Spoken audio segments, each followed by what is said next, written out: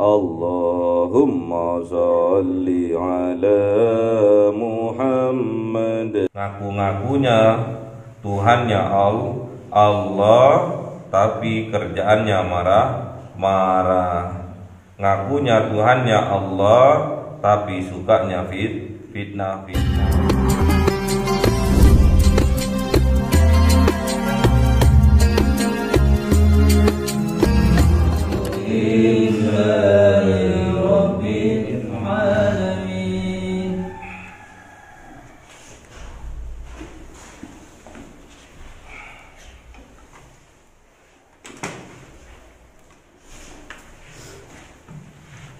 Kalamun qadimul la yuqallu zamanu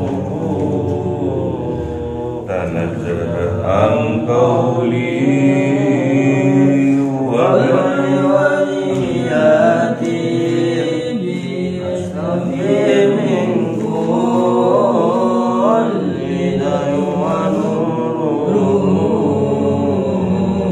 kalil qalbi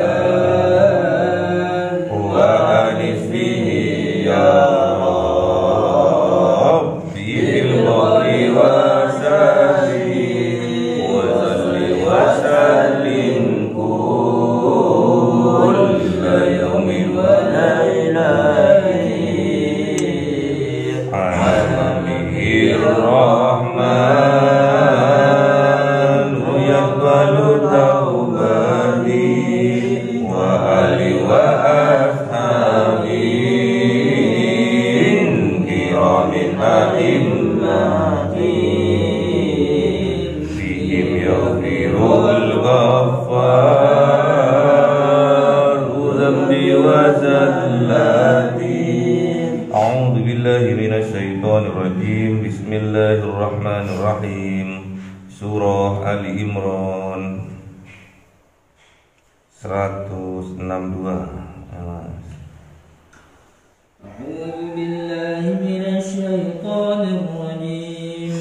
Bismillahirrahmanirrahim.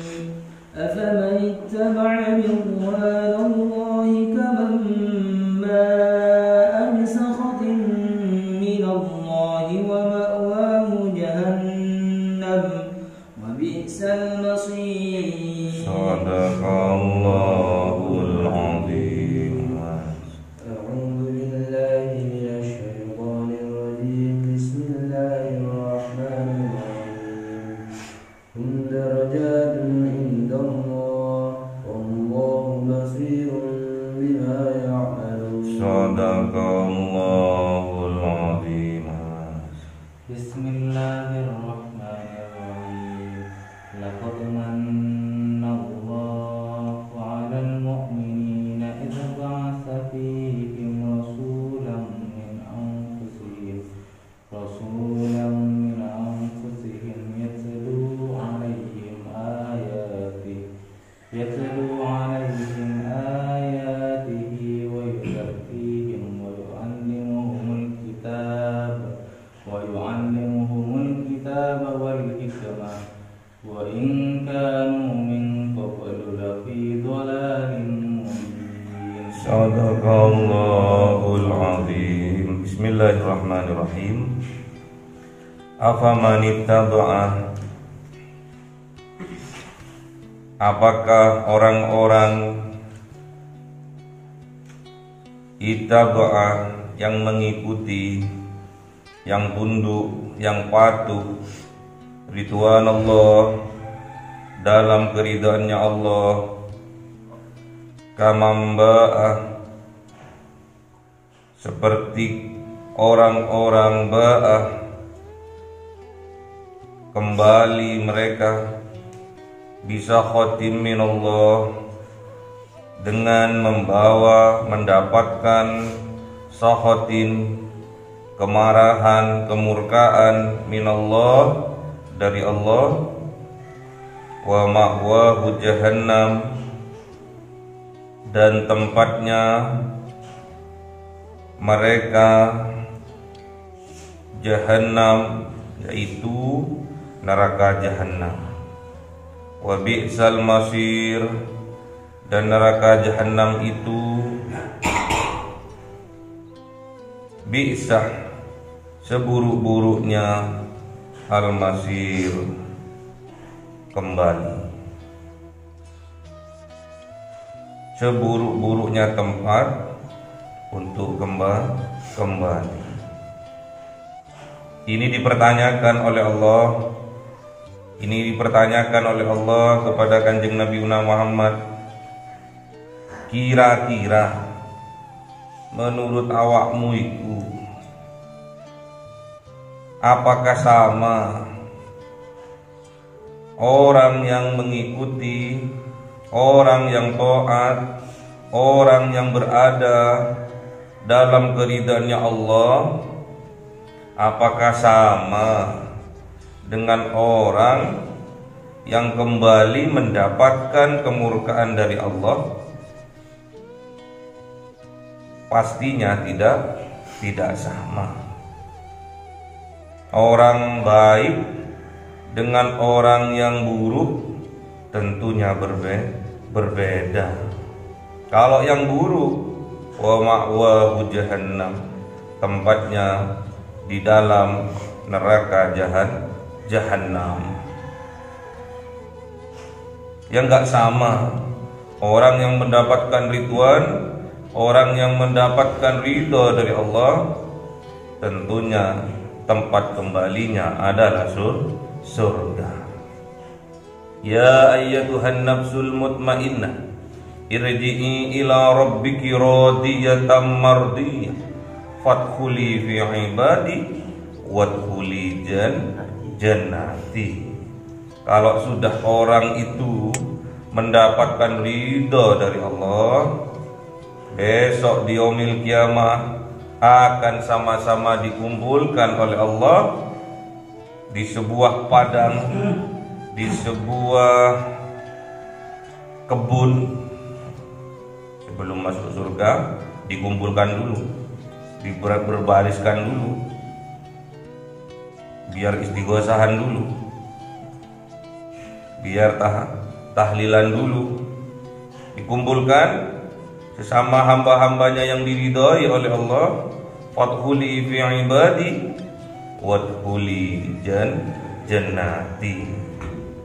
Dikumpulkan dulu oleh Allah di suatu tempat, di taman-taman surganya Allah, sebelum masuk ke dalam surga. Setelah ngumpul semua, baru bareng-bareng masuk surga. Hum darajatun indallah, hum, mereka yang mendapatkan keridhaan dari Allah, darajatun indallah, derajatnya berlevel-level di sisi Allah. Ada yang level 1, ada yang level 2, ada yang 3, sampai ada 8 level. Wallahu basirun bima ya'malun, dan Allah basir, melihat Allah, bima ya'malun, dengan apa yang kalian lakukan. Surga juga bertingkat-tingkat, neraka pun bertingkat. Kalau surga yang namanya darajat itu naik, kalau neraka itu turun. Kalau surga ada 8 tingkat, kalau neraka ada 7 tingkat. Surga ada pintu-pintunya, neraka tidak ada pintunya. Jadi kalau sampean mau masuk ke surga melalui pintu-pintu itu, ada pintunya orang yang sabar, ada juga pintunya melalui pintu yang mendapatkan ridho dari orang tuanya. Kalau neraka nggak ada, nggak usah pakai kulunun. Kalau neraka, kalau masuk neraka langsung terjun bebas.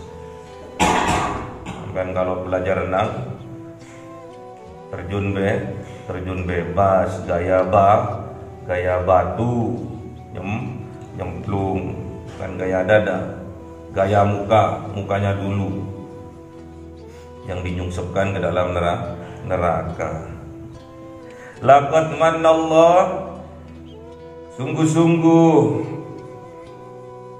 manallah memberikan siapa Allah alal mu'minin, kepada orang-orang yang beriman, kepada orang-orang yang mempunyai iman di dalam hatinya. Memberikan apa? Tentunya anugerah. Berupa apa? Idz ba'atsa fihim, ketika diutus fihim ke dalam mereka, ke dalam kelompok mereka, rasulan, seorang utusan, para utusan, min anfusihim, dari diri mereka sendiri, dari bangsa mereka sendiri, bangsa manusia. Kita ini harus bersyukur. Kita ini harus betul-betul dihujamkan di dalam hati, diberikan anugerah yang luar biasa oleh Allah berupa utusan. Kalau zamannya Bani Israel banyak diberikan utusan oleh Allah, namun oleh mereka utusannya nggak dihargai. Utusannya oleh mereka Bani Israel malah dimusuhi. Bahkan ada para utusan yang dibunuhnya. Nabi Zakaria, Nabi Yahya. Zaman now sama. Sampean itu sebetulnya harus betul-betul bersyukur kepada Allah. Diberikan anugerah oleh Allah berupa para ulama yang diutus oleh Allah sebagai penerus dari para nabi. Di tengah-tengah kita diutus para kiai, para gus, para ustaz. Itu sebuah anugerah yang luar biasa. Min anfusihim, dari bangsa kalian, bangsa manusia. Bukan cuma dari bangsa Madura, bukan hanya bangsa Jawa, bukan hanya bangsa Indonesia, tapi seluruh alam. Ada alam nyata, ada alam gaib. Jadi bukan cuma untuk manusia, tapi untuk para jin juga. Ada jin itu yang beriman, ada jin muslim, ada jin hitam, ada jin putih, ada. Untung kita diberi anugerah yang luar biasa oleh Allah berupa utusan, berupa para nabi, para rasul, berupa para ulama kalau zaman sekarang yang sejenis dengan kita, bangsa manusia. Kalau dulu Kanjeng Nabi Muhammad diutus di Timur Tengah, di bangsa Arab, bahasanya bahasa Arab.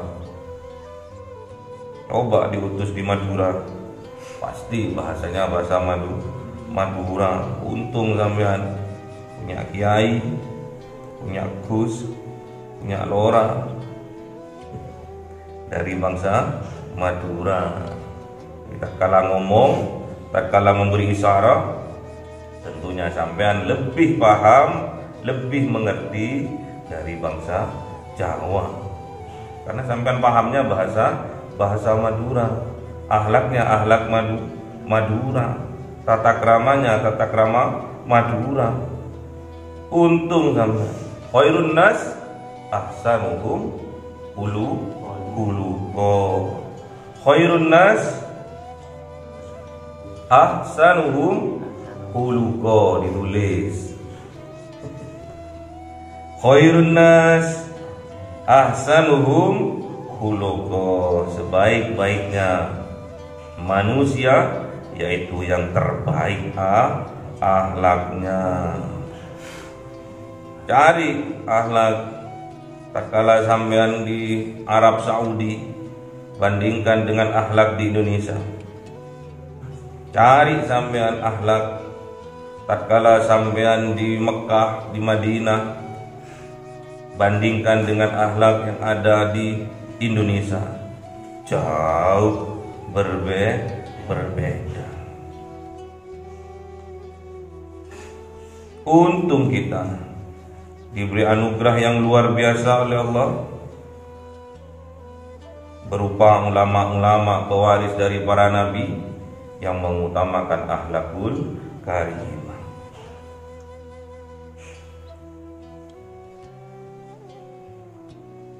Yatlu alaihim ayatihi, yang membacakan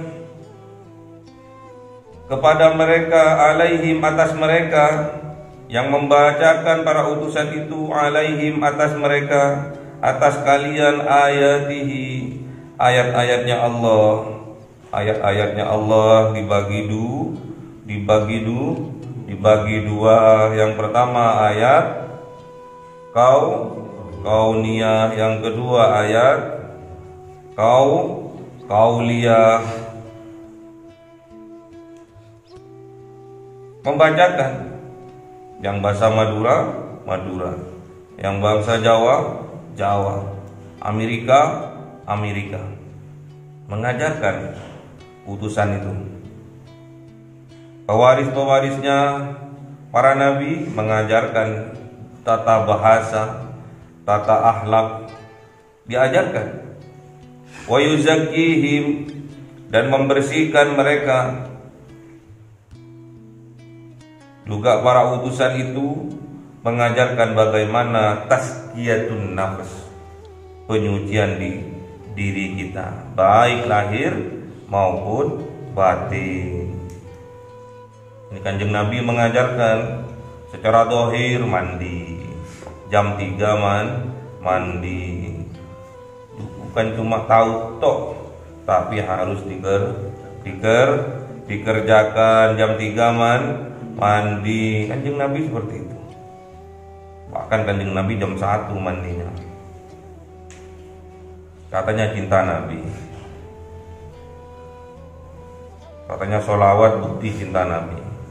Tapi dalam praktek kesehariannya sholawatnya nggak dipakai, cuma senang nyanyi-nyanyi ya. Wa yuzakkihim, Kanjeng Nabi itu zahir batin. Kanjeng Nabi itu mengajarkan bagaimana kita bersuci, mensucikan zahir dengan cara mandi. Sebelum sholat gosok gigi, diajarkan semua Kanjeng Nabi. Jadi sampai tak kala mandi disunahkan juga untuk gosok gigi. Apalagi habis makan, jangan sampai menginap itu sisa makanan. Terus secara batin Kanjeng Nabi mengajarkan kepada kita untuk tazkiyatun nafas. Dengan cara apa? Memperbanyak zikir kepada Allah. Allah. Setiap ada kesempatan, hembusan nafas kita diiringi dengan zikir kepada Allah. Wa yu'allimuhumul kitab, dan juga Kanjeng Nabi mengajarkan kitab Al-Qur'an. Jadi sampean sebelum belajar kitab Al-Qur'an, wa yuzakkihim, sucikan dulu hatinya dengan cara memperbanyak zikir kepada Allah. Sucikan dulu dohirnya dengan cara berwudu. Jadi lahir batin sampean suci, baru sampean itu belajar. Wa yu'allimuhumul kitab, dan mengajarkan kepada kalian Alkitab. Para utusan dulu mengajarkan kepada umatnya, kepada kaumnya kitab suci. Zabur diturunkan kepada Nabi Daud. Taurat diturunkan kepada Nabi Musa. Injil diturunkan kepada Nabi Isa. Al-Quran diturunkan kepada Nabi Muhammad sallallahu alaihi wasallam. Wal hikmah, dan mengajarkan hikmah, mengajarkan sunnah-sunnahnya, mengajarkan hikmah juga dimaknai mengajarkan kedikjayaan, kesaktian, mukjizat. Jadi para utusan dulu sakti-sakti. Penerusnya harus, namanya penerus itu harus. Kalau nabinya sakti, penerusnya juga sakti ya. Kalau penerusnya, kalau nabinya hikmah, hakim, bijaksana, penerusnya juga harus bijaksana. Utusannya Allah, para nabi, para rasul sabar, berarti penerusnya juga harus sabar. Utusannya pemberani, penerusnya juga pemberani. Utusannya amanah, penerusnya juga amanah. Nggak boleh hianat, karena Kanjeng Nabi itu tidak memiliki jiwa-jiwa pengkhianat. Wa ma kana li nabiyyin ayyahul, dan tidak ada dimiliki oleh Kanjeng Nabi itu ayyahul, pengkhianat, jiwa-jiwa pengkhianat. Jangan sampai penerusnya, umatnya mempunyai jiwa-jiwa pengkhianat. Kanjeng Nabi diutus dengan mempunyai sifat penyabar. Tentunya penerusnya juga harus penyabar, umatnya juga harus penyabar ya. Jadi kalau Kanjeng Nabi itu mengajarkan kepada orang, kepada hambanya Allah, kepada umatnya, itu melalui level-level. Ada levelnya TK, ada levelnya SD, SMP, SMA. Nggak dipandang rata oleh Kanjeng Nabi, disesuaikan oleh Kanjeng Nabi. Ada sahabat datang kepada Kanjeng Nabi, "Ausi ya Rasulullah, beri nasihat kepada aku ya Rasulullah." Terus Kanjeng Nabi bilang, la taudab, jangan marah. Cuma itu ya Rasulullah, ya. Enteng, cuma dua kata, jangan marah, tapi amanahnya, istiqomahnya berat. Sehari biasanya marahnya 20 kali, melototnya 20 kali, nyerodengnya 20 kali, muring-muringnya 20 kali, ya diturunin ya. Kualitasnya diturunin, kuantitasnya juga diturunin, nggak boleh marah. Kalau marah cepat tua. Terus datang lagi sahabat, "Ausini ya Rasulullah, nasihati aku dong." Terus Kanjeng Nabi bilang, "La takdzab, jangan berbohong." Loh kok beda-beda? Yang pertama, jangan marah-marah. Yang kedua, jangan berbohong. Ternyata yang pertama, yang Kanjeng Nabi memberi nasihat, "Ausini ya Rasulullah." Terus Kanjeng Nabi bilang, "La taudzab." Ternyata sahabatnya itu di dalam keluarganya suka marah. Terus datang sahabat yang kedua, "Ausini ya Rasulullah." Terus Kanjeng Nabi bilang, "La takdzab." Jangan berbohong. Ternyata orang yang kedua ini, sahabatnya yang kedua ini, di dalam keluarganya suka berbohong. Jadi beda-beda. Terus menganjurkan juga Kanjeng Nabi kepada sahabat yang lain, "Ya Rasulullah, ausini ya Rasulullah, perbanyak zakat, infak, sedekah." Baik ya Rasulullah. Ke sahabatnya yang lain, "Ya Rasulullah, ausini ya Rasulullah, sabar,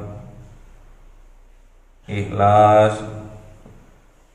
Beda-beda. Kok beda-beda? Ternyata yang disuruh infak sedekah oleh Rasulullah adalah orang yang kaya.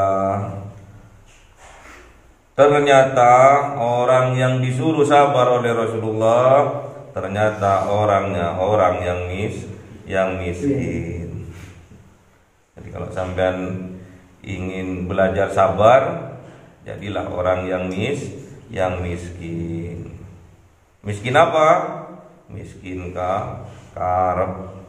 Miskin apa? Miskin karep. Makanya Kanjeng Nabi Muhammad mengajarkan kepada kita agar kita hidup miskin. Allahumma ahyini miskinan. Ya Allah, hidupkan aku dalam keadaan miskin. Yang kedua, wa amitni miskinan, dan matikan aku dalam keadaan miskin. Yang ketiga, ya Allah, apa yang ketiga Ji? Wa zumratul masakin, dan besok dikumpulkan di dalam surga bersama orang-orang yang miskin. Ternyata setelah diteliti, ternyata setelah dipahami, miskin di sini adalah miskin karep, miskin keinginan. Jadi kalau sampean mau kaya yang sesungguhnya, miskinkan diri kalian dari memperbanyak karep, dari memperbanyak keinginan. Karena orang yang memperbanyak karep, orang yang banyak keinginannya, hakikatnya orang miskin yang sesungguhnya. Wa in kanu min qablu, dan sungguh ada pada mereka min qablu, dari sebelum diutusnya Kanjeng Nabi Muhammad, la fi dhalalim mubin, sungguh-sungguh berada di dalam dhalalim mubin, kesesatan yang nyata. Sesat orang itu, nggak tahu arah, mau nyembah nyembah Tuhan, ternyata nyembah setan, sesat. Sama kalau kita nggak belajar, kalau kita tidak mensucikan diri, terus kita tidak belajar Al-Quran, sama kita akan hidup dalam kesesatan yang nyata. Katanya Tuhannya Allah, tapi pekerjaannya marah. Katanya Tuhannya Allah, tapi sukanya fitnah. Katanya Tuhannya Allah, tapi kelakuannya mendolimi orang lain. Kasihan ya mereka dalam kesesatan yang nyata. Kalau betul Tuhannya adalah Allah, pastilah mereka akan mempunyai sifat Ar-Rahman, Ar-Rahim, kasih dan sayang. Kalau Tuhannya Allah yang Ar-Rahman, Ar-Rahim. Kalau Tuhannya Allah Ar-Rahman, Ar-Rahim, pastinya orangnya sabar.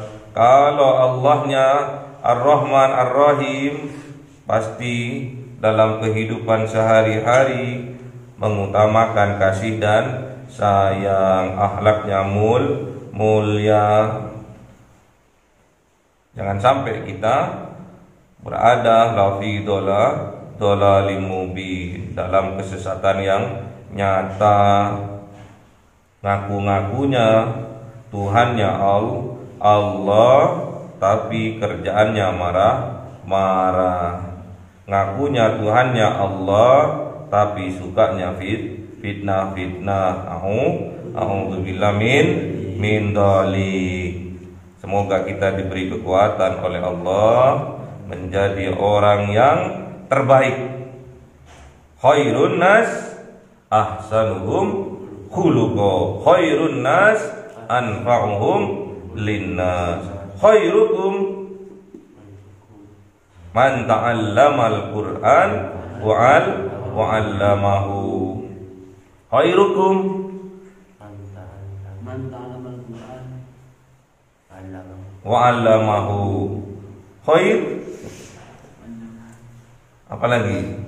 Khairukum gimana? Khairukum li ahlihi. Terus wa ana khairukum li ahli. Orang yang terbaik di antara kalian orang yang terbaik terhadap keluarganya, orang yang penyabar, orang yang penuh kasih sayang terhadap keluarganya, terhadap istrinya, terhadap anak-anaknya. Wa ana khairukum li ahli. Dan aku katakan dengan Nabi adalah manusia yang terbaik. Kenapa? Menyayangi, mencintai istrinya dan anak-anaknya. Jadi yang terbaik itu adalah kasih sayang terhadap istri dan anak-anaknya. Itu termasuk orang yang terbaik, orang yang sempurna. Jadi sampean itu harus mempunyai sifat mencontoh sifat yang diajarkan oleh kanjeng Nabi Muhammad. Kalau kanjeng Nabi Muhammad sangat menyayangi keluarganya, sangat menyayangi istrinya, anak-anaknya, kita juga harus mengikuti kanjeng Nabi Muhammad. Kalau kita mengikuti kanjeng Nabi Muhammad, berarti kita cinta kepada Allah. Qul in kuntum tuhibbunallah fattabi'uni yuhibbukumullah wa yaghfir lakum dzunubakum. Allahumma arhamna bil Qur'an waj'alhu lana imaman wa nura وهدى ورحمة اللهم ذكرنا منه ما نسينا وعلمنا منه ما جهلنا وارزقنا تلاوته آناء الليل وأطراف النهار واجعله لنا حجتين يا رب العالمين.